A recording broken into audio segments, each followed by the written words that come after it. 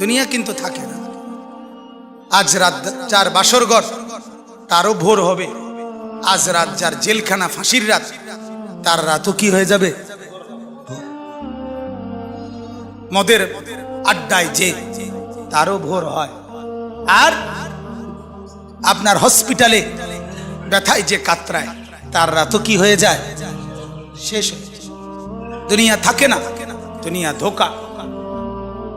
দুনিয়া কি বলেন না, দুনিয়া ধোকা। দুনিয়া বড় স্বার্থপর, কাউরে থাকতে দেয়, কাউরে কাউরে।